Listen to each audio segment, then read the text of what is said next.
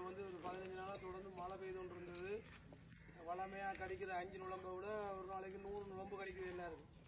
அவ்வளவு கடுமையான ஒரு பாதிப்பில் இருக்கிறபடி எங்கள் லயன்ஸ் கழகம் வந்து இந்த மாதம் 4ஆம் தேதியிலிருந்து 10ஆம் தேதி வரைக்கும் டெங்கு ஒழிப்பு வாரம் என்று பரவலான இந்த விழிப்புணர்ச்சியை நாங்கள் மேற்கொண்டு வருகின்றோம். அதாவது பொது சுகாதார பரிசோதனைகள் ஊடாக இந்த விழிப்புணர்ச்சியையும் பொறுப்புணர்ச்சியையும் நாங்கள் வளர்த்து கொண்டு வரோம். இப்போ உள்ள சமூகம் பொறுப்புணர்ச்சியோ விழிப்புணர்ச்சியோ இல்லாத மிக தாழ்ந்த மட்டத்தில் போய்கொண்டிருக்கிறது. ஒரு நாள் நாங்கள் பத்திரிகை வாயிலாகவும் நடைமுறை வாயிலாகவும் அறிந்து கொண்டிருக்கிறோம்.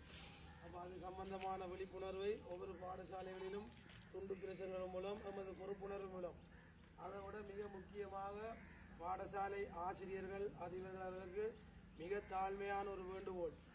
ஏன்னா பாடசாலையில் கற்பித்தல் நடவடிக்கையை தவிர்ந்த ஒழுக்கவியல், இப்போ சாதாரணமாக ஒரு வீதியை கடக்கிறது கூடிய ஒரு பாடசாலை மாணவி அடிப்படை வீதி நடைமுறை கூடி தெரியாமல் தடுமாறுறதை நாங்கள் நாளாந்தம் ஒரு வீதியில் கண்டு கொண்டிருக்கிறோம். அது மிகவும் வேதனைக்குரியதும் மிகவும் ஒரு கவலைக்குரியமான விடயம். நீங்கள் உங்களோட பாடம் படிப்பு சம்பந்தமான நேரத்தில் அட்லீஸ்ட் ஒரு நிமிஷமோ 2 நிமிஷமோ ஒழுக்க விதிகள் பழக்க வழக்கங்களை கண்டிப்பாக இந்த குழந்தைகளுக்கு உங்களோட பிள்ளைகள் மாதிரி சொல்லிக் கொடுக்குறவங்க வந்து அந்த கருத்தை மிக ஆணித்தரமாகவும் தாழ்மையாகவும் இங்கே வைக்கணும். இப்போ உள்ள நடைமுறை சிச்சுவேஷன்லாம் ஒரு நாளும் பார்த்துட்டு தான் இருக்கிறோம்.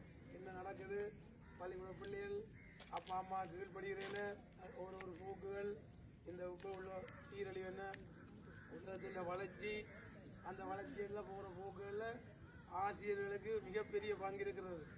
அப்போ அதை இங்கே வலியுறுத்தி இப்பொழுது இங்கே எங்களுடைய 2 பொதுச்சுவார் அவர்களுக்கு ஒரு நிமிடம் கூடி நேரம் இல்லை. இப்போ அவ்வளோ வேலைப்பழு மத்தியில் திரு நக்கீரன் சேரும் கேதாரன் சேரும் பொது சுகாதார பரிசோதர்கள் இப்பொழுது கேதாரன் அவர்கள் கேதாரன் அவர்கள் இந்த டெங்கு உங்களுடைய பொறுப்புணர்ச்சி நீங்கள் எப்படி செய்யணும், எந்தெந்த மாதிரி எல்லாம் துப்புரவாகணும் என்பதை பற்றி மிக ஆழமாக உங்களுக்கு விவரிப்பார் என்று நன்றி கூறி விடைபெறுகிறேன்.